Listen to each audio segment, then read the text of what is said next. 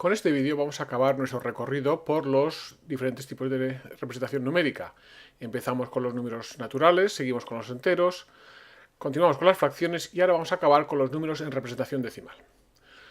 Son los más usados, los usamos muy a menudo, casi exclusivamente. ¿Por qué? Pues porque son los más versátiles. Con los números decimales podemos representar los enteros, el 1, el 2, el menos 72. Podemos representar los racionales, por ejemplo 0,5, que es un medio, o 0,27 periodo, que es 3 onceavos. El periodo lo pondré con una raya debajo, porque el calderón por encima no es fácil de hacer. Y después los irracionales, que son números como 1,4142, que es raíz de 2, o 3, 14, 15, 9, que es pi. Estos números que no se pueden representar ni como fracción ni como enteros, también se pueden representar como los números con notación decimal, con lo cual ya digo, son los más versátiles. ¿Y esto cómo se consigue? La forma de representar es una extensión de lo que hacíamos con los números enteros en representación en base 10. Teníamos, por ejemplo, el 723 con 5618, pues sabemos que el 723 lo que significa es 3 por 1, 2 por 10, 7 por 100, es decir, 723. Pues lo mismo podemos hacer con el 5618, simplemente ahora seguimos dividiendo por 10 a cada dígito que vayamos hacia la derecha. Entonces 5 es por un décimo, 6 por una centésima, 1 por una milésima, 8 por una 10 milésima. Con lo cual este número es el 723,5618 10 milésimas. Y podríamos seguir hacia la derecha 100 milésimas, millonésimas, 1000 millonésimas, todo lo que quisiéramos. Esto potencialmente nos permite representar cualquier número, pero solo potencialmente, porque no podemos escribir infinitos decimales. Con lo cual entra un nuevo concepto que es el de la precisión. Y hay que ir con cuidado con esto. 1,4142 no es raíz de 2, es una aproximación a raíz de 2, con una aproximación de una 10 milésima.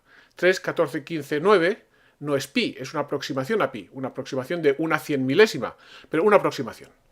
Y entonces, al tener una precisión, resulta que no podemos representar, hay muchos números que no podemos representar exactamente.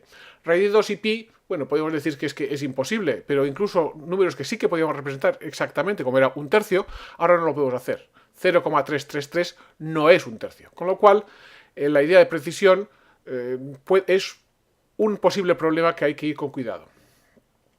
¿Qué quiere decir entonces cuando decimos, por ejemplo, que algo es 1,90 m? Realmente lo que queremos decir es que es más de 1,89 m, pero menos de 1,91 m. 1,90 no es 1,90 exactos, es una cosa que está por encima de 1,89 y por debajo de 1,91. Y por eso decir 35,60 no es lo mismo que decir 35,6, aunque el número en sí es lo mismo.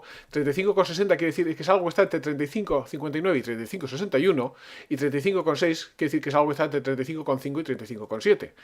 El número central es el mismo, pero la precisión no es la misma. Con lo cual, esos ceros a la derecha son importantes, porque indican con qué precisión estamos escribiendo nuestro número.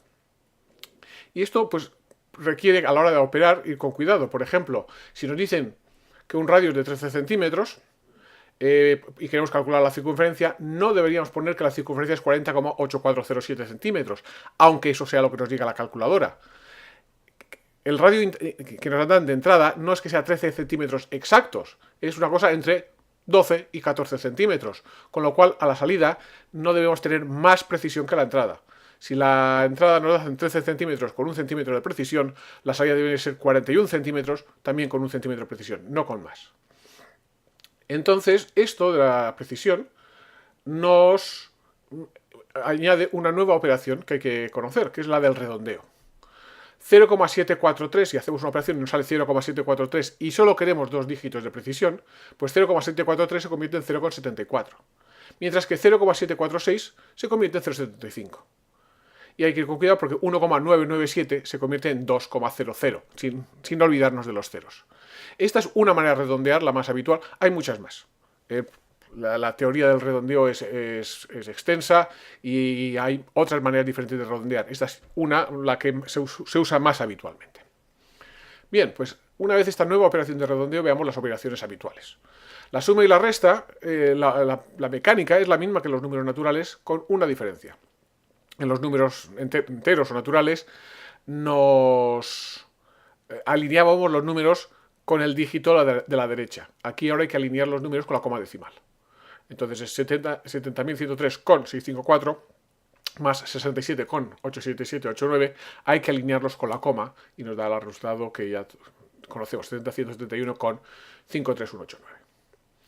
¿Qué pasa con la multiplicación? Bueno, la multiplicación, entonces lo que hacemos es primero eliminar las comas. ¿Qué significa eliminar las comas? Pues multiplicar el número de arriba por 10, y el número de abajo por 100. Entonces, en vez de hacer 157,3 por 6,72, vamos a multiplicar 1573 por 672. Estos son números enteros y entonces no tengo ningún problema en hacerlo y lo hacemos así. Y sale 1,057,056. Ahora bien, este resultado de abajo, 1.057.056, es el que se obtiene una vez hemos multiplicado lo de arriba por 10%, es decir, por 1000. Con lo cual ahora hay que dividir el resultado por 1000 para tener lo que teníamos antes. Y entonces nos queda 1057,056. La regla al final es que tiene que haber tantos decimales en el resultado como la suma de los decimales de los dos factores. Hay 1, 2, 3 decimales arriba, 1, 2, 3 decimales abajo, listo. Pasemos a la división. La división, la mecánica sigue siendo la misma que la de la división entera, pero otra vez tenemos que ver qué hacemos con la coma.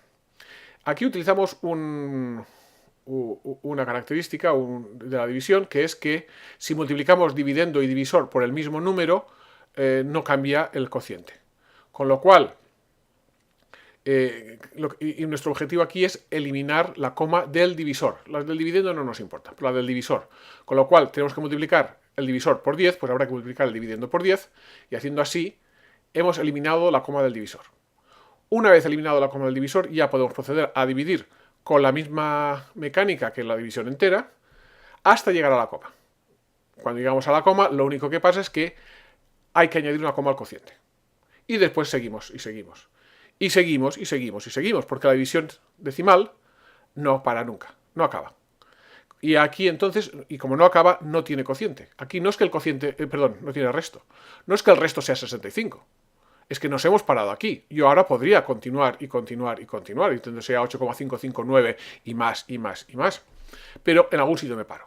Y ahí me he parado aquí, es 8,55, y el resto parcial es el de 65. Y la cuestión es, ¿y cuándo se para esto? Si quisiera continuar, ¿hasta dónde debería continuar?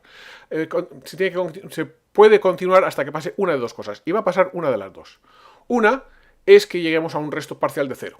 Entonces ya podemos parar porque va a ser 6,25, 0,0000, o sea, 6,25. Y otro es cuando llegamos a un resto parcial que ya nos ha salido antes. Aquí tenemos restos parciales 39, 6, 5, 6. El 6 ya había salido antes, con lo cual yo sé que el número va a salir un número periódico, porque ahora del 60 pasaremos 6, 5, 6, 5, 6, 5 de restos parciales, y el cociente será 5, 4, 5, 4, 5, 4 de dígitos del cociente, con lo cual yo puedo decir que esto es 73,54 periodo. Y sé que si no me sale un 0 en el resto, o sea, no sale un número exacto, decimal exacto, me va a salir un periodo, porque si el divisor es 11, a lo más me puede salir 11 cocientes, 11 restos diferentes. Del 0 al 10. Si sale 0 es exacto, y si sale 1, 2, 3, 4, 5, 6, 7, 8, 9 o 10, después de 10 veces me tiene que salir alguno ya repetido. No pueden ser más, no hay más diferentes. Con lo cual, seguro que me llega a un número periódico. Lo que pasa es que si el divisor fuese 412, pues a lo mejor tendría que esperar 412 operaciones para llegar al periodo, y normalmente no esperamos tanto. Entonces, esto es son los números decimales, tanto lo que son como sus operaciones. En resumen, el número decimal es el más versátil, nos permite representar tanto los enteros como los fraccionarios. Tiene un nuevo concepto que hay con cuidado, que es el de la precisión. Hay una nueva operación debido a esto, que es la del redondeo.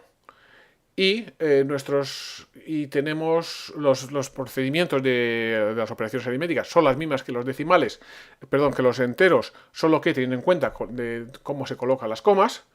Y tenemos una novedad en la división, que son los números periódicos.